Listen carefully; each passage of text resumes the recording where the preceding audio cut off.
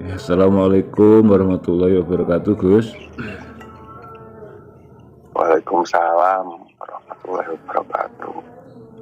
Kali ini saya ingin menanyakan tentang Satrio Piningit, karena banyak beredar di media-media sosial, utamanya YouTube itu banyak yang membahas tentang Satrio Piningit. Adapun versinya tentulah beda-beda. Nah, di sini kami minta Gus, dari penjelasan Gus sendiri tentang Satrio Piningit itu sebenarnya dari pandangan Gus, Satrio Piningit itu apa dan siapa? Jadi tolong Gus untuk dijelaskan agar ada pencerahan. Monggo Gus. Berarti yang jenengan yang mau nanyakan itu gini, Satrio Piningit itu siapa gitu ya Ya, maksudnya iya Pak ya? Gus, gitu. Siapa? Kalau yang saya ketahui itu kan belum tentu sama versinya dengan yang lain. Tapi alangkah baiknya kalau kita itu bercerita tentang seseorang yang hidup, seharusnya itu kita bisa tahu diri. Maksudnya tahu diri itu paham dulu lah baru cerita, mengerti dulu baru bicara, seperti itu. Kalau tentang Satrio Piningit itu beliaunya itu keturunan dari keluarga biasa dan nggak mempunyai nggak mempunyai kayak derajat pangkat lah. Itu di pandangan sosialnya itu orang biasa, murni, bukan dari keturunan pejabat, bukan dari keturunan presiden. Itu enggak seperti itu. Itu yang saya tahu. Terus perjalanannya beliau nggak sama kayak yang orang-orang cerita itu. Perjalanannya beliau itu berat loh. Yang pertama itu perjalanannya itu puasa. Kalau di Jawa itu namanya topo ngrame. Jadi pernah menjalani topo ngrame. Terus topo bisu. Terus yang terakhir itu menjalani topo wirang. Bertempat itu di pasar-pasar, tempat keramaian seperti itu. Tapi ramenya itu yang dibicarain bukan kebaikannya beliau di waktu perjalanannya itu, tapi kejelekannya semua. Itu topo ramenya seperti itu perjalanannya. Terus yang kedua topo bisu. Jadi topo bisu itu beliaunya ibarat ngasing itu, ngisi. Jadi nggak deket sama orang. Beliaunya pernah tidur di makom-makom. Jadi berpindah-pindah tempat, nggak satu titik lokasi. Tujuannya ning ngrasa ning cipto. Jadi tujuannya itu mencari jati dirinya, perjalanannya itu dulu. Yang terakhir itu poso wirang. Mungkin sampai sekarang pun masih menjalani poso wirang itu. Sampai sekarang itu masih menjalani seperti itu. Terus selama puasa bisu, terus puasa apa tadi topo rame berjalan berapa tahun itu Gus? Kalau itu nggak bisa ditentukan dengan tahun ataupun hari, karena beliaunya ada yang membimbing sendiri, Jadi kalau kayak kita bahasin berapa tahun untuk puasanya beliau menjalani seperti itu nggak bisa kita tentukan, yang tentukan kan Tuhan. Oh iya. Jadi harus jadi satu opini, harus puasa seperti ini sebenarnya enggak, itu berjalan dengan sendirinya, dengan keseimbangan alam ataupun dengan tatanan alam. Alam itu menata keseimbangan sendiri dan mengajari beliaunya dengan keseimbangan alam itu tersendiri. Jadi gurunya ya guru sejati.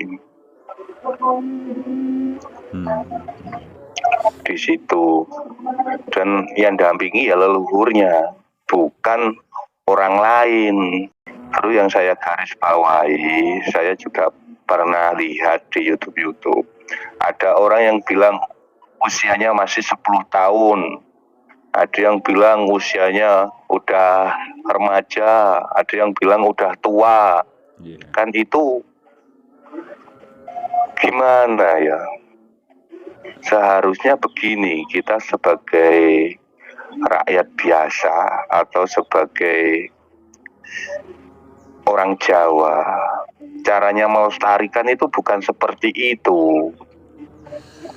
Kalau memang kita itu nggak tahu, bukan hak kita untuk menceritakan, ataupun nggak paham sama sekali tentang Satrio Piningit itu, ya nggak perlulah kita bicara yang aneh-aneh. Dapatnya apa toh? Kalau memang nggak tahu ya ngomong nggak tahu. Jadi nggak usah digede-gedein permasalahan. Cerita yang ditambah-tambahin. Nggak seperti itu kok. Kalau beliaunya kan udah lama itu banyak yang tahu sih. Jadi di timurnya lereng Lawu ada sebuah sungai atau yang dibilang itu apa itu? Bengawan. Terus di sebelah timurnya Bengawan itu ada rumah merpati. Lah disitulah yang asli Satrio Piningit. Lahirnya ya di situ, bukan di mana-mana.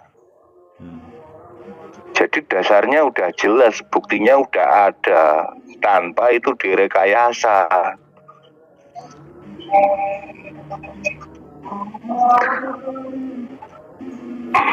Memang banyak sekarang manusia itu mempunyai kelebihan, tapi seharusnya kelebihan itu biar berisi, kayak padi. Semakin tua itu semakin isi, semakin merunduk, bukan malah kopong. Saling menonjolkan itu bukan ilmu Jawa. Ilmu Jawa itu mengajarkan untuk kita asah asih asuh, bukan untuk memperdagangkan ilmu, menjual pengetahuan yang pengetahuannya itu belum bisa belum bisa diterima 100% ke hati, cuma di pikiran aja. Jadi kan menimbulkan hawa nafsu yang gede.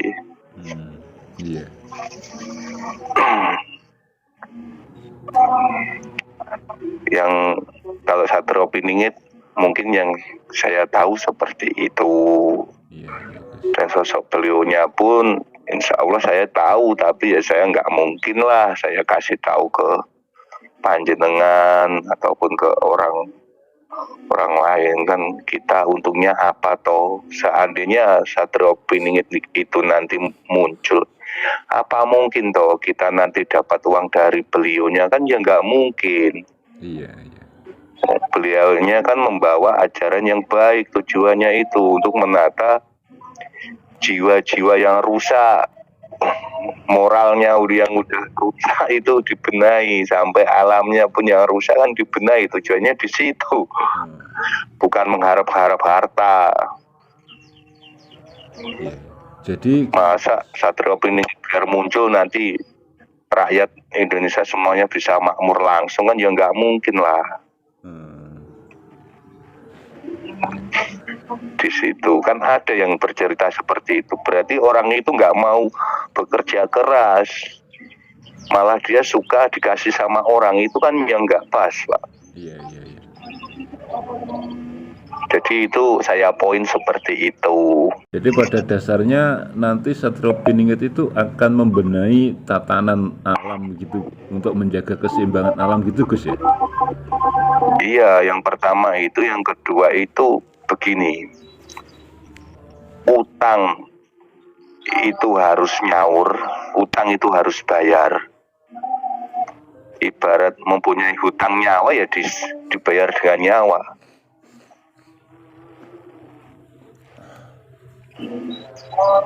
Jadi di situ sebenarnya sih, di garis situ sih keras sebenarnya. Apa ucapanmu itu nanti akan menuai dengan diri kamu sendiri itu. Jadi apa yang diucapkan akan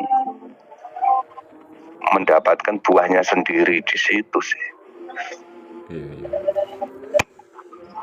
Banyak sekarang orang pintar ngomong. Seharusnya kalau memang beliaunya bisa benar, monggo kita buktikan, duduk bareng enak, dan jangan sekali-kali lah bicara yang tidak tahu. Kalau tidak tahu kan dia bercerita menipu dirinya sendiri.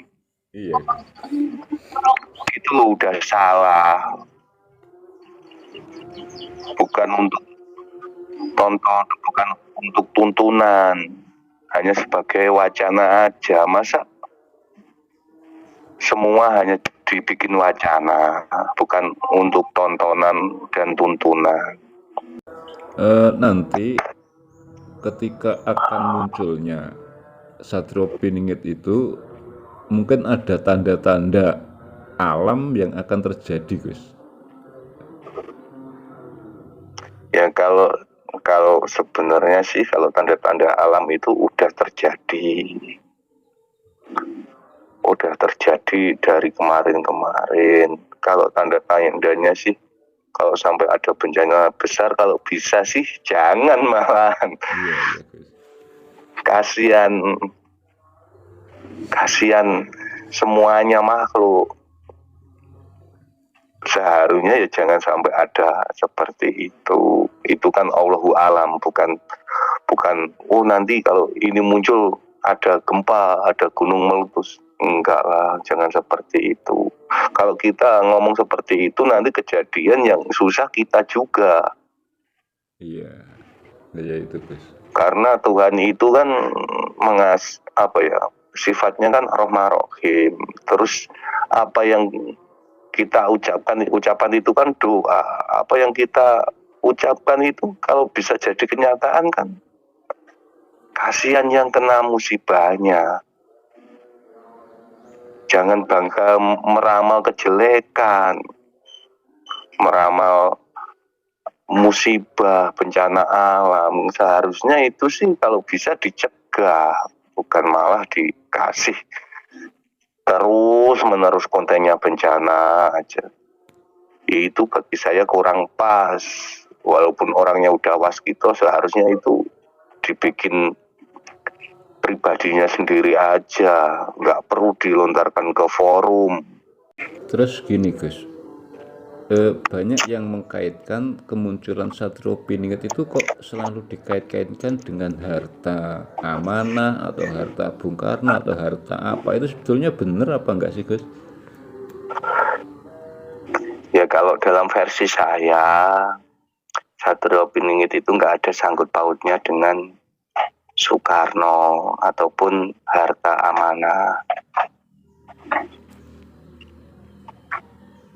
Karena yang saya tahu kalau harta amanah itu kan urusannya pemerintahan zaman Soekarno.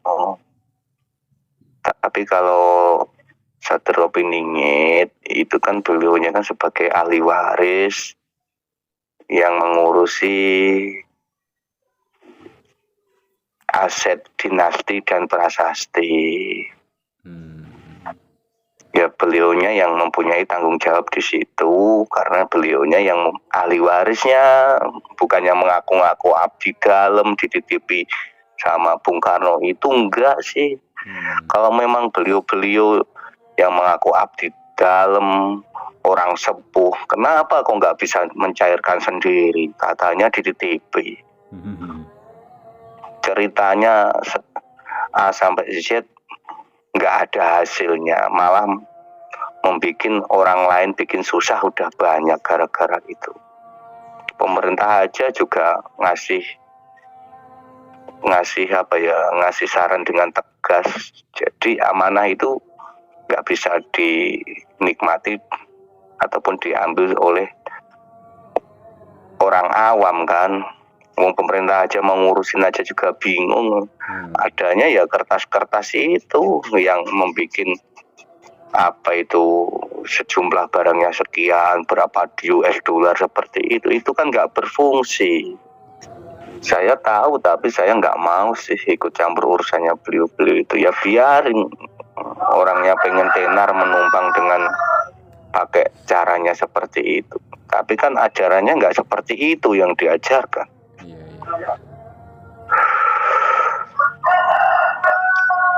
Bung Karno pun pernah bilang, kalau ini hartaku, kenapa tidak aku titipkan ke anak turunku? Kalau ini harta negara, kenapa aku tidak kembalikan ke negara? Kan di situ kan udah jelas sebenarnya. Harta itu yang mempunyai ya itu ahli warisnya dari leluhurnya siapa itu kan yang pasti seperti itu. Kalau bukan ahli warisnya ya mana mungkin tahu. Terus cara mengambilnya ya mana mungkin bisa. Bikin contoh begini Pak, jenengan mempunyai sertifikat dan rumah.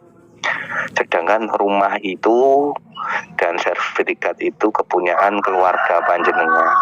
Masa yang tahu tetangga jenengan sejarahnya kan nggak mungkin toh. Itu kita pakai logika, pakai akal sehat. Terus orang-orang yang pernah dititipin, katanya ada yang pernah dititipin itu saya juga dengar loh itu. Katanya pernah dititipin emas berapa kintal ataupun berapa ton uang, katanya segitu. Yang nitipin katanya Bung Karno. Janganlah ngomong kayak seperti itu. Kasihan beliaunya. Kok yang dikejar cuma harta aja, bukan ilmunya.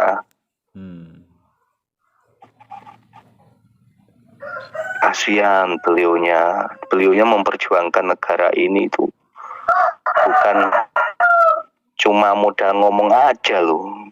Jiwa raganya sampai keluarganya itu dipertaruhkan loh.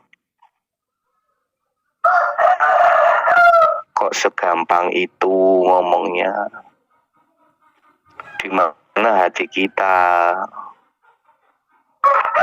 Kita loh udah hidup seperti ini, udah mensyukuri jerih payah beliau hingga sampai sekarang ini Indonesia udah kemajuannya semakin membaik. Apa sih yang kita cari? Kan hanya ketenangan dalam hidup.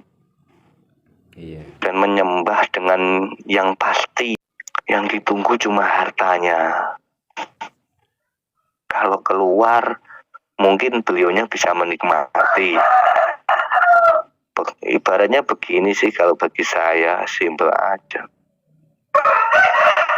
Kalau kita mau bekerja, kita pasti dapat upah gaji.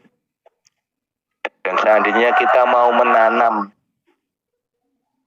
apapun itu yang kita tanam, mulai dari jagung ataupun beras, pasti kan kita dapat hasil dari buahnya itu. Kalau kita cuma bicara aja, yang dibicarain itu kepunyaan, terus kita dapat apa, Pak? Ya tentunya nggak dapat apa-apa, Gus. Terus apa hidup itu titel itu penting. Saya ini orang sepuh, saya dikasih mandat sama Bung Karno.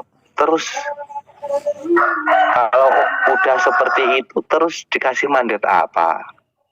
Dan kan kehidupannya beliau itu kan masih serba kurang, mohon maaf itu. Bukan kurang dengan segi ekonomi, tapi terkadang dengan segi wawasannya beliau itu kurang luas bagi saya. Karena kalau saya merasa itu kayak anak kecil. Kalau merasa benar sendiri ya itulah di hutan.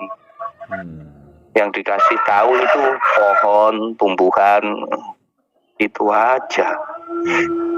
Karena kebenaran itu milik bersama, bukan milik pribadi. Kalau bersama itu bisa benar, baru kebenaran itu hanya milik Allah. Kan harus seimbang. Kalau kebenarannya hanya satu orang, dua orang, kepercayaannya hanya satu golongan, dua golongan, itu belum benar. Ya kita harus mengkajikan lagi kebenaran yang hakiki itu seperti apa toh. Kayak satu ini banyak bicara A, B, C, D, E. Monggo lah kita bareng. Kalau memang beliaunya benar-benar tahu, dibuktiin aja.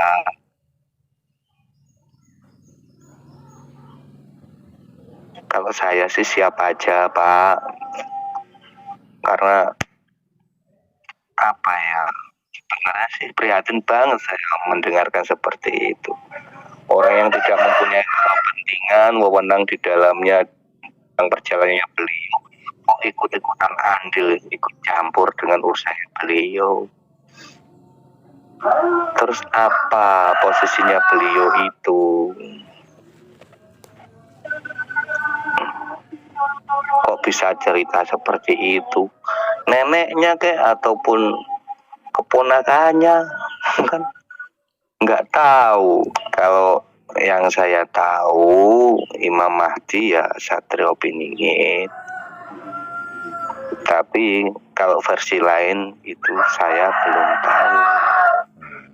Karena tanda beliau itu, kenapa saya bilang Imam Mahdi itu juga Satrio Piningit, karena beliaunya itu memegang bendera putih kuning dan beliau juga memegang bintang segitiga emas yang dibilang bintang kerasulan, udah dipegang sama beliaunya. Orang-orang lo mengaku-ngaku itu. Saya bicara begini saya juga tahu, tapi kan kenapa harus sok tahu gitu loh.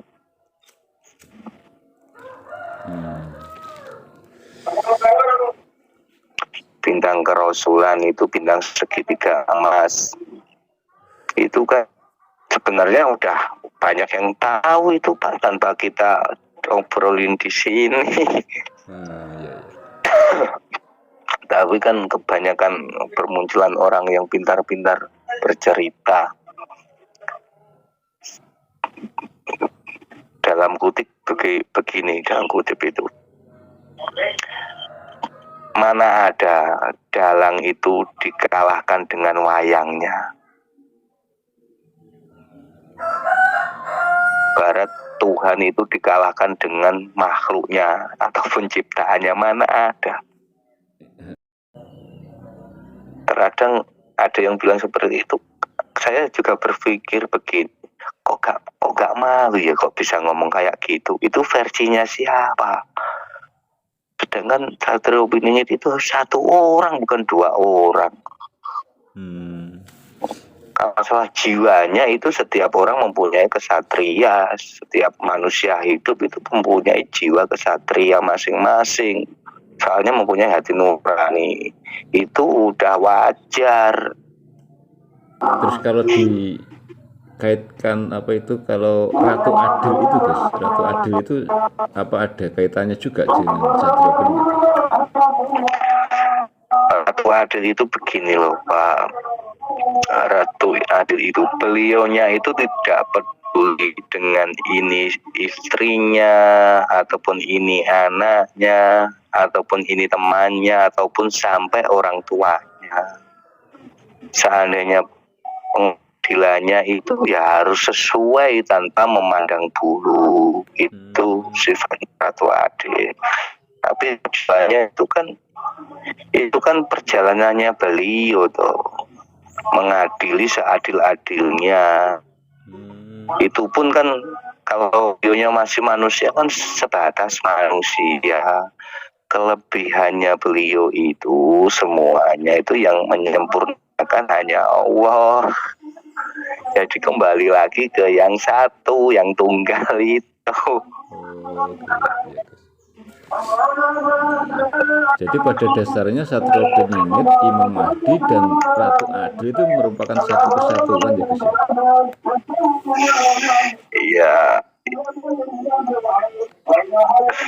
Ya kalau yang saya tahu seperti itu Pak. Kalau versi lain ya nggak tahu lagi. Tapi dibuktikan aja, tinggal menunggu waktu. Semuanya kan menunggu waktu yang pas. Iya. Kenapa tergesa-gesa?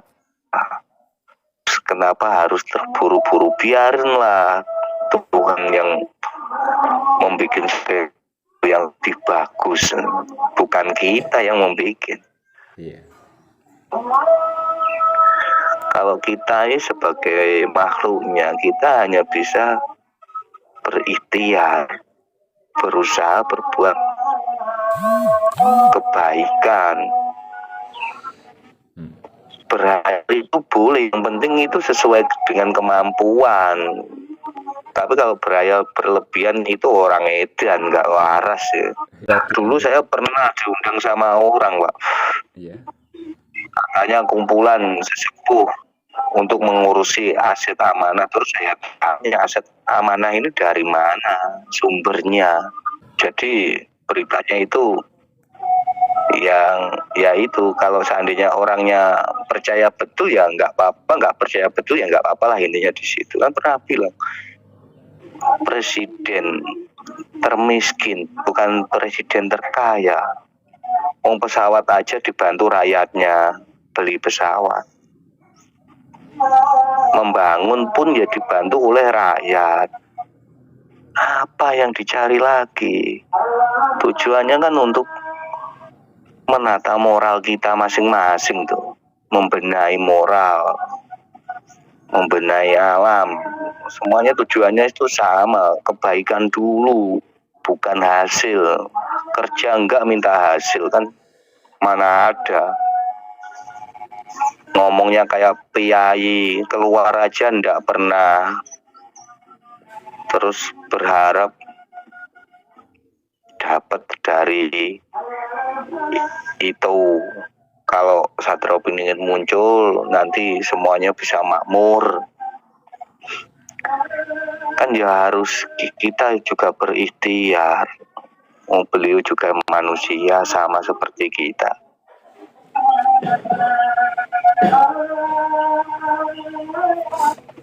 Ya mohon maaf sih, saya ngomongnya nadanya kayak gini, soalnya apa adanya ya yang saya kasih tahu ke jenengan. Iya. Ya, terus yang terakhir, kalau neko-neko yang nggak enak itu. ya. Kalau yang terakhir Gus, untuk kesimpulan dari semua ini tadi gimana Gus kesimpulannya? Iya begini, kalau kesimpulannya sih seperti ini aja. Kalau memang kita mengharap kebaikan dari beliaunya muncul, seharusnya kita itu sering berikhtiar, introspeksi diri, dan belajar mengenal jati diri kita sendiri-sendiri, biar kita bisa mandiri juga. Lah, kemandirian kita itu salah satu rukunnya Satrio Piningit. Untuk cita-citanya dia dimunculkan itu kan tujuannya untuk mengasih pelajaran kemandirian dalam hidup semua. mandiri dalam mengenal Tuhan, mandiri dalam sebuah permasalahan apapun bisa mengatasi dengan kemandiriannya. Jadi tujuannya itu mengajak baik bareng-bareng, kalau yang saya tahu seperti itu. Jadi beliaunya diciptakan oleh Tuhan, muncul di permukaan bumi, itu tujuannya itu untuk kebaikan.